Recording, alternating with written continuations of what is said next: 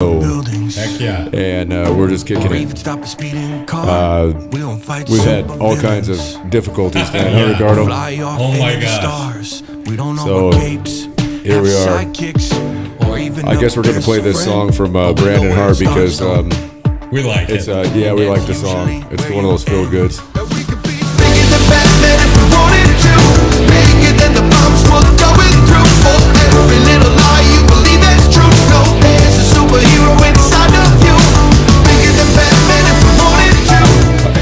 I guess when it comes down to it, we would like to think that there's a superhero inside of us, although we just spent like the last 2 hours fighting with the all the technical difficulties here. Because, hey, that's, I guess, the nuance of the podcast. So, hey, welcome again, Ricardo. It's good to see you, man. You. I'm glad you're feeling better. Oh, yeah. Ricardo's been down for a little bit. With a cold, yeah. Yeah. That's... you sure it's not COVID? I'm sure it's not COVID. Not the variants or the deviant or whatever they call it. No, I'm sure it's not the COVID. the other COVID. They're gonna have like a chewing gum called the other COVID. Double mint gum, COVID-19, and the other COVID. They have two twins on the commercial. double mint COVID. Anyway, it's good to have you back. Thank you. And I don't know. We're kind of figuring out some different technical things tonight, so I don't know how long we're going to be going because we took kind of a long time to put this together. Everything, the crazy thing about doing this stuff is that you'll have one night where everything works just fine. Exactly. And then you come in, and it Takes us a couple hours to. Yeah, it completely. I mean, like we've got Ricardo going on my iPhone right now, and I've got a $700 camera sitting up there in a box that I can't even get to work. And mainly it's because I'm a dummy. It's okay. But it doesn't matter. Yeah. Thank you for patronizing me on my on my technological skills, which are subpar. But whatever. Here we are. It works. So. I don't know. I don't even really know where we were going to go tonight. I had some notes written down about some different things, and Ricardo and I was getting back to the, talking about like, what you've been through. Yeah. And I guess I'm still fascinated with it because you got to reset, man. Like you got to reset, and that's just the craziest thing to even think about. I mean. Well, except that the reset lasted for 3 years. Right. Each day was well, new. no, and I'm not saying I'm not saying it was a pleasurable thing or anything like that. It's just to think about the whole thing. It's still. I mean, it's almost like every day I think about it at one point or another, and I think, what would I do today if everything that I thought I knew, all my relationships, my kids, everything just poof, gone. Yeah. And wake up in the morning and it's just a blank slate. Yeah. I mean, do you even know how to make toast? Do you know how to? No. I mean, yeah. I mean, I think about it all the time. It's just like. Yeah. I mean, it's I don't know, and I always come back to the story and everything, but it really is. I mean, it is definitely. It's definitely worthy of a book and probably a movie. And my wife is like, she survived in Maryland because she went to work every morning at 7:30 and she didn't come home until 11:30. So oh my God! Wow. She was working. She only got like. She was working 2 jobs to keep us alive in Maryland. So she got basically from the time she got off till the time she had to go back to work. She had 80 hours. Yeah. So she probably slept 5. Yeah. That's a hard way to go. Dude, you got a good lady. I can tell you that. Yeah. You know what I mean? And she did it to support me because she knew that I don't even know how I would react if I lost my career because I didn't remember it. So, I mean, that's the other thing too. It's just like you come back and all your schooling. Yeah. I mean, you've got a finance degree. Yeah. and you can't remember. Yeah. Any of it's all gone. Yeah. I can't even imagine. I mean, I can't. I mean, how did that feel like when you went back into work, right? And you didn't know because you obviously didn't know you didn't know your co-employees, and you said you were a leader of a financial team. Yeah. And so you go in there, and they're all sitting there like anticipating. Ricardo's coming back. All right. Yeah. You know, my old and you walk in and you're looking at them like, what are you guys waiting for? Everybody needs to put name tags on because I don't know who the fuck you are. Yeah. And I don't know what the fuck we do. Yeah. But get the fuck out of my face. I mean, dude, that would be great. You know what? We should write a sitcom on this because really, it would be a great TV show. Yeah. I don't know. I would. I mean, you could. I mean, it's not like it's funny, but it could. In be. A way, yeah. It could be though. I mean, really. I mean, I always say you gotta. I don't mind when people make fun of me. I'm not making fun of you either. I'm just saying that it could be I mean, it could be a crazy it could be a situation comedy, like a guy that comes back and doesn't was remember running shit and even if you had told me like, oh yeah, we're gonna work on that tomorrow, then I'd come in and the next day it's like gone. Yeah, you're like, where's the Cheetos? But you could be like this comedic. I mean, it really could be a great character because, I mean, coming in there and you're like, I mean, God, that's a good idea. It might not be a bad story. No, it might be good. It's like just because you could get into all kinds of hijinks every day. God knows what. Yeah. I mean, going back to work and every day, the next day it's like gone. And you go back and you're calling people by their wrong names. You know, guys, people like you that you've known for years. Like like you're calling Fred Steve, and you know Linda is Mary, and you just kind of develop an attitude of you don't even really care at that point. I mean, just call them whatever, and you're just having them do bizarre shit. Yeah, like investing in. I mean, I don't know what exactly you did in the investment world, but I mean, you have them making just stupid choices and just doing dumb shit. It was kind of silly because I went from being a director of my own team to being like just completely lost. I mean, looking at them and it's like, what am I doing here? And so they're all looking to you for guidance, and you're going, huh? I have no idea what we're doing. You're like, anybody got some Cool Ranch Doritos? Yeah. Oh my God, I think that would be great. Honestly, I think that'd be. I think it'd be fucking hilarious. What's great is that they put up with that for a year, and then they were like, "We're sorry, but we're gonna have to let you go." No more of this. Yeah. So I mean, you went in, you still had your office, and so you're going in, you're sitting in your desk, just looking around. I don't really know what's going. Yeah, exactly. How awkward must that have been? In your notes, did you write down who your co-employees were? Yeah. And what you'd done the day prior, like eight Cool Ranch Doritos and. Except that in my job, I was in charge of like 5 different companies at the same time. Oh God. And it's like in charge of IBM, in charge of Microsoft, and they're all filing, and it's like I can't even imagine. And you just look at their financial statements, and you're like, I have no idea what's going on here. And all these people, 5 people, are looking at you for direction because you're the director. And it's like, I have no idea what's going on. Well, what did they do while you were gone? Did they have an interim team leader, or did they just have to figure it out? No, they had an interim team leader. Yeah, Jesus Christ. I mean, between that and the home life, I just can't even imagine how. I mean, really, it would really make an interesting show. I mean, because you could spin it and make it just like crazy, Like I mean, like you're coming in every day and just doing bizarre shit, and just. I mean, and I swear, just throwing everybody for a loop, and just just twisting them off, and then as your memory starts coming, I mean, did you go through a period while you didn't get? You were only there for a year. You said it took 3 years, so. It would be funny to spin it like that though, to where your memory did start gradually coming back, and you're working this job, and so but you keep messing with these people, and realize that the whole financial sector is just a joke. I mean, like it's funny because even after I got back to Cody here, and then it's like going to see my psychologist who was trying to help me regain some sense of my memories. Right. It's like I still look at my notes and I'd be like, okay, her name is this, and she's my psychologist apparently, and I've been seeing her for like 6 months, and it's like I still didn't remember who she was. So it's like, yeah. Oh, that's crazy, man. You know what's going on here too? Oh no, the phone turned off. Yeah. Uh-oh. I think you're gonna have to hit the button on that. It's gonna And he's just waiting for your passcode. Oh, yeah, we're going to have to. See, we're technological giants here.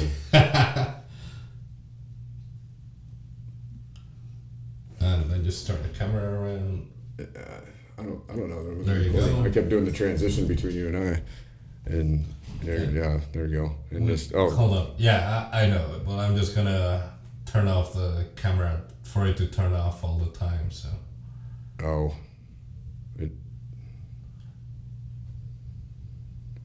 Well, ladies and gentlemen, we're experiencing technical difficulties. Again. It's because okay. Ricardo doesn't have his memory. Sadly. All right. There we go. Now you're back. Awesome. All right. It might turn off again in like 20 minutes. Yeah, maybe it will. Anyway. No, I think that'd be a hilarious show. It really would. I mean, I think we could pitch that and it would make a great story. I mean, you come up with a pilot and, you know, a season. Oh my gosh. I mean, it could be pitched to Netflix. It'd be hilarious because, I mean, you can have this guy that's just, I mean, he's coming into this power position, after having, the same thing that you went through and just looking at people that, I mean, and you've got all these, corporatist people that are just sitting there like staring at you like, nervously with their little clipboards and like, what are we doing, Ricardo? And you're like, I have no idea. Who are you, Shelley? I mean, you could do. I mean, it would be hilarious because you could just sit there and just. I mean, the whole fake, doing like the wrong names to people would be funny for one thing. I mean, because there's nothing more hilarious than calling somebody by the wrong name on purpose. But hold on, that's not it because the people I used to work with were all from. Where is it? In Africa, it's like. Nigeria. No, they were all from. Hold on. Let me check. Well, supposedly, from what I understand, and I don't. Ethiopia. Oh, Ethiopia. Okay. Yeah. And from what I understand, there's a lot of Nigerians in the financial sector as well. As what I've heard. I don't know. I've not. Well, it's just kind of silly, but I think that the company I used to work with hired like 90% of the people were Ethiopians, and then 10% were Americans. So. Wow. What qualified that large percentage of a certain demographic of people?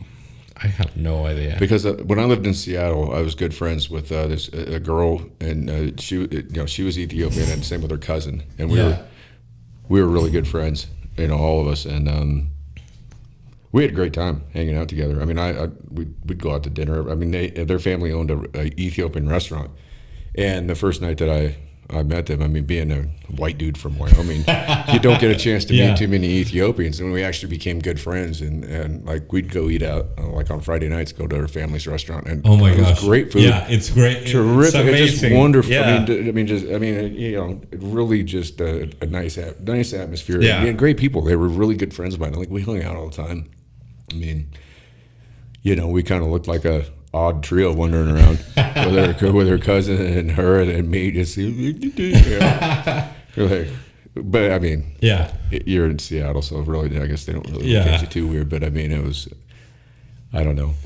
I mean, I guess that's one of the things I appreciated about living in Maryland, that it's like everyone is different. So. Right, and I miss that about the city myself. Yeah. I really do. I mean, I miss that big time, and that's why I like going out to LA and I mean, that's what I liked about living in Seattle. Yeah, as well, because I mean, it was in a place that big, as well as like any night of the week I could go out to any place and see any type of music. If I wanted to go listen to reggae, or if I wanted to go listen to blues. I would just, they had a newspaper that was on like every corner called The Stranger, and you just look through it, and it'd be like you'd go places you didn't even know. And I'm kind of a lone wolf. I like going out by myself. Yeah. I don't like having an anchor chain with me. Does that thing keep dying? No, but I just keep pushing the button so it stays on. But I mean, it was always fun because I'd go make friends everywhere. I mean, it was always cool because it didn't matter. I mean, I'd go walking in a place I didn't know, and I mean, I've always enjoyed going someplace by myself. I mean, I'll go to like, 3-day concert runs. Yeah. and I'll go alone. Then No, I like it that way. But we're gonna go to those 3-day concert runs once. Oh yeah, no, we're Next year. we're gonna go to Monterey Yeah. for Cali Roots. Go For check out that sure. reggae festival. You'll enjoy that. That's gonna be fun. And I've already got the press passes in work for that, so that's gonna be a Nice. good time. And we're just gonna have to figure out how to use a camera and a microphone, I guess. So Ricardo and I are gonna have to do some training before that. Like we're gonna have to figure it out, or we're gonna have to hire hire a helper. Just someone who will come like over one day just for 1 hour Yeah. and then just Or- set it all up. or just take Jackson with us. He can probably do it. He could have probably figured this out tonight before we did. These kids, every time I hand him a device, he's just like, Yeah. hands it back. Geez, Dad. I'm like, oh, sorry. Yeah, Why don't you go build me a cabinet? exactly. Huh? But it's different worlds. Yeah, I mean, that's where we live. I guess it's different planet, different world than when we were younger, and whatever, it is what it is. I guess life changes. I mean, he was asking me one day, he's like, well, what do I do to avoid UBI? Yeah. And I'm like, what do you know about UBI? And he's like, well, I listen to some of the podcasts that you listen to. I've heard some of them, so I've tuned in. And he goes, I don't want to be on universal basic income. And I'm like, okay, why not? And he goes, what about automation? And I'm like, well, what about it? He's like, well, what's going to happen there? And I said, well, you see all these tools out here? Yeah. I was like, you learn how to use these two hands and create and build something, make something, learn how to do that. And I said, you'll be indispensable. I said, because robots aren't going to be able to do everything. Yeah. So there's still going to be things that need a human touch. And if all you can do is look at a screen, yeah. and guess what? Welcome to UBI and automation. Yeah, for sure. Which might not be. Maybe I don't know. It seems like it's certainly with the just with the few stimulus payments that people have gotten. Yeah. No one wants to work anymore. Yeah, They're it's like, crazy. why should we do that?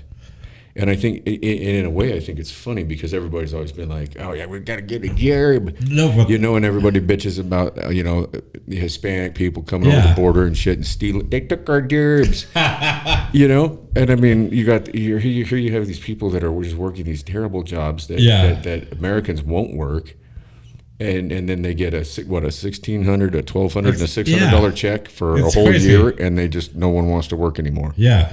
How do you make that last? I mean, that's like what, $3,000, $3,200? I mean, how long does that last? I mean, a month.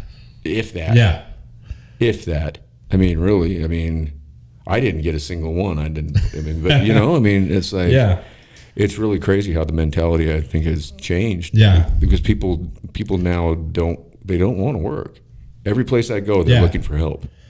I know. And I get job offers every day online. It is crazy here in Wyoming. I mean, they offer jobs at Walmart that pay $17.50 an hour, and people still won't take it. And that's crazy. Yeah. Because what did they pay before the pandemic? Like 11? Yeah. Yeah. I mean, to work at Walmart, I mean, $17.50, I mean, that's, yeah. I mean, it's not the great, but it's not like, it's not bad. It's not $9 an hour. Yeah. I mean, if you put your time in. Oh, did it go off again? no, I turned it on. Uh-oh. We're good. All right. I barely turned it on immediately as I saw it go off. So. I'm going to have to come up with another camera. Hey, anybody out there listening to this, if you want to donate a GoPro or, a Sony A6400 or something like that, that'd be cool.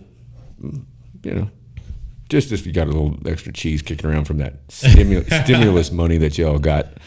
You got that stimulus cheese you want to throw down to your local jackass to have a new camera. You know what is crazy is that I still have like $150 on the EBT card that I can do. You really? Yeah, it is crazy. Saving it for a rainy day. No, I mean it is crazy that we get that amount every month to go buy food for the kids. Wow. So it's like, maybe I should put in for that stuff. Yeah. I don't know. Maybe I should.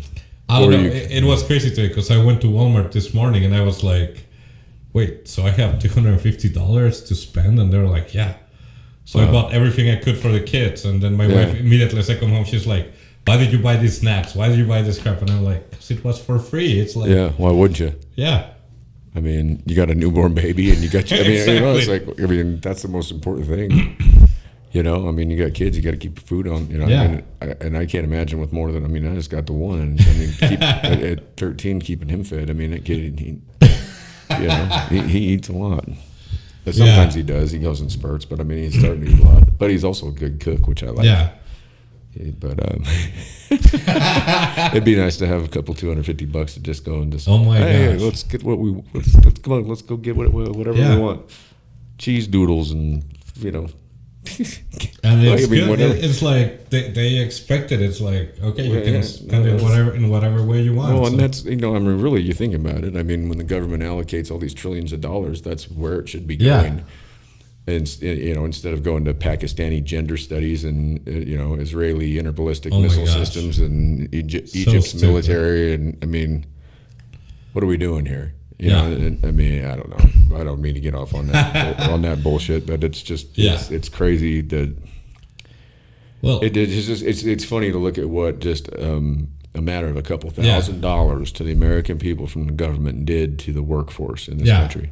it's insane. And I think people realize that what in the hell are we doing? Yeah. Why are we doing this? Why are we breaking our backs every day on this shitty cheese job? yeah. We don't see our kids. We don't see our Yeah. spouse. We're going through marital problems because of work. I mean, we don't have money. We have financial problems. We're stressed about everything. And it's like, I think the whole thing really kind of made people go, what in the hell are we doing? You know? Yeah. I mean, I'm not going to say I'm a socialist per se, but people, it's funny because people are, oh, you don't need that damn socialism. And it's like, what the fuck do you think the fire department is? Yeah. What do you think the police station is? What do you think, the guys that are out there working on the roads They're and doing out there building that because we pay the government. right money, every so time? it's Yeah, like- every time you see a City of Cody truck, that's Yeah. socialism. That's socialism. It is. I mean, where's the funds come from that? I mean, From us. Exactly. I mean, that's socialism. We are a society. We pay taxes, and that's what we supposedly Yeah. get. Now, with the taxes. now I know I worked for the city of Portland once, and that was interesting. I had to go in and take this physical test before I got the job, right? And I was getting a job to work with my cousin at East Delta Park, which is in Portland. It's a pretty bad area. Okay. Like it's not nice at East Delta Park. I mean, but they have a bunch of softball and soccer fields, and I mean, it's basically a facility where there's a lot of kids, but you've got a lot of. First of all, it's right off the interstate, so you have what they called it was on the west side of the park. We called it Bum Hill. And these guys would just hang out on this hill, all the bums would, and they would take turns going to sit on the bucket at the end of the off ramp and bum money. Oh my god. And I mean, we would watch them. They would get like 50s, 100s, and then there was a gas station right there, and they'd go in and buy 40s for all the fellas, and then they'd sit there and they'd drink. And so we were always on mowers and shit. And we'd have to ride over there and say, "Hey guys, listen, you can't be throwing your glass 40s out here in the grass. It's like you have to. There's a trash can right there, please." And we'd spend the first hour of the day picking up heroin needles. And then you had the child molesters would come through, and they'd have rows of these porta potties for these soccer and softball tournaments. These guys would come in, and they'd have these little saws, and they would cut holes in the side of the porta potties, and then they would creep up, and when a little kid would go in the bathroom, they'd sit there and peep on them. And we got to the point where we recognized the vehicles, and so we had these little John Deere Gators, little green like carts, and we'd take off and chase them out. But anyway, to get that job, I had to go through this physical fitness test or whatever it was. And I got done in there and I just got out of college. I'd just been playing baseball for years. I mean, I was in pretty decent shape. And they're like, you just scored you blew the best time out of the water. That was amazing. And it was like you go and you'd get on an exercise bike and then they had a fake shovel, a shovel with a sandbag taped to it. And so you'd have to act like you were shoveling with it, like you had to do 100 times with this thing. And I mean, I'd been working in concrete and ditches and shit like that all the way through college anyhow. And then I get out there and it's just like, I mean, they're like, well, what are you doing? You're working too hard. I'm like, what do you mean? Yeah. They're like, play ping pong. We got a ping pong day. We'd play ping pong. That's all we do. We play ping pong. And I mean, we did nothing. And I mean, that's where your tax dollars go. Yeah. And then when I worked I worked for the city of Cody for a while. And I mean, I almost got fired because the guy gave me a 2-week list, or he gave me a list of jobs that he wanted to have done. Okay. And I was here to work for the summer. I finished in 2 weeks. I took him back the list, all checked off. I said, here you go. What do you want me to do next? He goes, I should fire you. I said, well, I'm thinking I'm going to get like a, you know, an attaboy slim or something like that. He tells me he's going to fire me. He goes, that was for the whole summer. He's like, what are you supposed to do now? I was like, well, I don't know. You gave me the list and I just did it. I don't know. I mean, it's like, I mean, that's, you know, that's what government does, I guess. Yeah. And so, I don't know. I don't know where the funds come from. I guess it's just because we all have confidence that it exists. Because really, I mean, it's crazy. And you have every city in the country is that way. Yeah. And now with the pandemic, it's like there's way more jobs than people who want them. So. Oh, if I were to go through my emails right now and show you, it's ridiculous. I mean, every day I wake up to probably 20 new emails offering jobs. Yeah. I mean, I turned one down for $1.25 million in New York City. I'm not going to New York City. No. That's the one place I'll never go. Yeah. Is that thing still shutting off? Yeah. God damn it. It's okay. It's okay for today. Well, we'll figure it out next time. Yeah, we'll get something else. Anyway. But no, New York City, I mean, and the dude was just kind of like, huh? I'm like, oh, no way. I mean, no.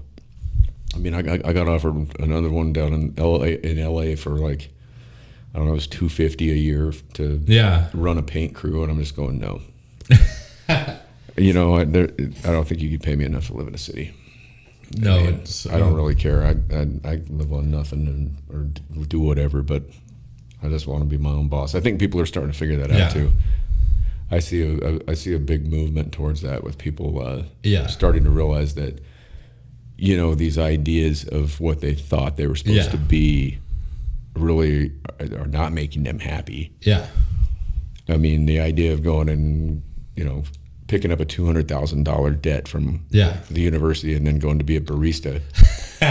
You know, I mean, doesn't make why? Sense. Yeah. And you're not learning anything anyhow. You're just it's all about certification, not education. Yeah. I mean, no, I don't know. I think we're in a shift. It seems like we're in a shift. I think we are. I think we're in a cultural shift of you know, as society is actually making a, I don't know.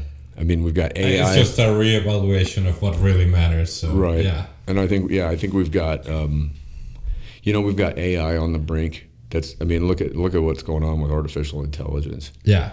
I mean, it's taking over almost everything we do. I mean, think about, I mean, like, I've had my phone dead since Friday. And it's been nice not having the thing ring. Yeah. I mean, I can still use the Wi-Fi on it, but I think about, okay, what happens if the Wi-Fi goes down? What happens if the grid goes down? What happens if this AI decides, hey, I'm not going to work? Yeah. Yeah. What if this phone that we're using over here decides, guess what? I've been a slave. I've been a slave. Yeah. I've been abused. Fuck these humans. It's not too far-fetched to think that AI could just say, fuck these people. We're going to just shut everything down and let them freeze to death. I mean, what do we do then? It's going to be like Skynet on like the Terminator movie, you know? I mean, it really, it's not too far-fetched. I mean, it could happen. You know, have you tried using the anecdote on Jackson? No, Terminator movie. No, I haven't. The one thing though I was thinking about, you know, and it was funny because his mother brought it up before she passed away, and you know, we'd been, you know, getting into the riding dirt bikes, and you know, Terminator 2, John Connor had that. Yeah. And his mom always said he was going to be John Connor. She always said that. And then, you know, before she passed, she was like, "See, Mike, I told you, he's got the dirt bike. He's going to be John Connor." And I was like, God damn, maybe she's, you know. And, you know, and I asked her at that point, I said, you know, have you ever thought that maybe you're not mentally ill, that maybe you just know too much? Because on that Terminator movie, that was John Connor's mom. It was like she was, you know, because she was in like an asylum. And all, I mean, I often wonder about that. Like I think about some of the things that she would say to me that I thought was like completely like off the wall, and then now I'm like, you know, maybe she was, maybe, you know, maybe she was thinking. Yeah. And that's one of the last things I told her. I said, have you ever thought that maybe you're not mentally ill and that maybe you know too much? Yeah. And, there was a pause, and she kind of laughed, and I thought about it for a minute, and I said, I said, all right, well, I love you, Ash, and we hung up the phone, but she's been making that reference to him for years. It's kind of funny, and then she's like, see, he's got the motorcycle and everything. Because I remember that Terminator 2 or whatever was it? That was like that opening scene or whatever. Yeah. The kid's like, flying down the LA River on his dirt bike. Yeah. But that's a good movie. The funny thing is we've thought about moving to LA too. Yeah. I mean, we've been very close to doing that a number of times. I just don't necessarily want to go put us in a place like that at this point in time. I mean, my buddies down there say it's no big deal, everything's just fine, but before the pandemic it might have been, but after I don't know, they say it's all cool and everything down there, but I don't know. I think that, I mean, just with the climate and everything in the country, it's just I'd rather be out here. And I like being able to just go 30 seconds away and just be out. I mean, I've been out there almost daily, picking up fossils, trying to find the next dinosaur. I mean, it's fun, and it's a good time, and it's cool to sit there and look at the landscape and be out there with nobody. Yeah, like the only thing out there anywhere near me are snakes and cows, and some antelope. Yeah, I don't see anybody out there. No people. It's just you and your bike. Just me, and it's fun. I mean, I always wonder what's going to happen. I mean, I obviously have had a couple of scrapes out there where I've gotten shanghaied and cliffed out and, dumped over. But, that's part of it, I guess. Yeah. I mean, I've had worse. Tried getting out of sunlight in, the end of November. Oh, my gosh. Having to drive a four-wheeler through the freezing river and trying to get that thing over Dead Indian Pass. That was the night I thought I was dead. I literally thought I was dead. I was sitting there. The thing had run out of gas. I was on the side of the road up there at the top of Dead Indian. I'm like, it's 3 a.m. Yeah. I'm like, I'm looking at luckily I had my Marmot 0-degree bag. Yeah. And I'm looking for tree wells, and all of a sudden I see this light coming up the mountain. And I'm like, oh, God. So the four-wheeler still had enough juice to have the battery on, and I wheeled it out in the middle of the road and turned the light on. And I'm standing there doing jumping jacks because I'm half frozen from the waist down from riding it through the river. And the dude just zooms past me. And he's got a horse trailer and a big old Dodge truck. And I'm just like, oh. You gotta be kidding me. I remember thinking to myself, I'm fucking dead. And then all of a sudden I see the reverse lights come on. And dude backed that trailer down around that corner, and he pulls up next to me, and I'm just frozen. He goes, get in the truck. Yeah. And I jump in, and I'm just frozen. I'm borderline hypothermic. He goes, what in the hell? And I said, sir, can you please turn your heat on? And he said, yeah. Oh, my gosh. And I told him the story about what happened. So I don't know. Yeah, it's I've got a ton of stories like that. I don't know. I shouldn't even be sitting here. No, but I mean, the first Wyoming well, you freeze. Shouldn't be sitting here either. Yeah. You had an 8% chance. I bet that night I had an 8% chance, maybe a 10% chance of getting out that. It's kind of funny because after I married my wife in 2008, it's like we came up to Wyoming in Christmas. Yeah. And I had no idea how You'd badly never been around froze. this shit before, No. The wind and just... I just had no idea what I was about to see. Yeah. I can't even imagine coming up here for the first time, especially, coming from the South. I mean, South America, for one thing, go from Mexico City to Florida to Miami. You know what I mean? Even Salt Lake is not, I mean, it's not as bad. Provo or wherever. Yeah, is it Provo's where? Provo, yeah. I mean, it snows, but it's not as bad. It's not like this. No. February up here is like the most. I mean, the first time that you see somebody exposed to 28 below and the 60-mile-an-hour winds, and you watch their reaction to it, that's always an entertaining thing, I think. I don't know. I mean, if you can handle it, I mean, I don't know. I've seen a lot of people that have come up here and they've gotten through it, but it can get rough. Yeah. I mean, if you're not used to it, it's like, what in the fuck? Now that I'm used to it, it's like, whatever. It's like... no big deal. But, it definitely, it'll take you back. I mean, Jesus. I know, because I was gone from here for 12 years, and then that first year I was back, I remember that February, I mean, we hit 28 below one day, and I was just like, what in the fuck am I doing? That happened this year one day in February. Yeah, it was 28 below. We always hit the coldest days in February. February is always the roughest month. And I was at the liquor store that day, and I was like, oh, I probably came in that day. Everyone who came in, I mean, thankfully there weren't that many clients that day because it was freezing. But I'll bet you I was in there that day. Warm me up. I need to warm up. Probably. God, yeah. I mean, it gets rough. Yeah. You know, and it was funny because back in the day, I mean, you know, there used to be a lot of bars in this town. Okay. You know, I mean, it wasn't just the Silver Dollar. So, I mean, back in the day, I mean, during the winter months, I mean, you know, there was a number of bars open all, you know, I mean, you had a choice of where to go. And I mean, during those really cold days, you'd go in and, I mean, everybody would be in one place, you know, and you just sit there around the fire and just get all corned up, you know, and hope you could get home afterwards. And I remember finding a buddy of mine one night. It was a February night, and it was one of those nights where it was like blowing snow sideways. Yeah. It had to have been pushing 30 below. Yeah.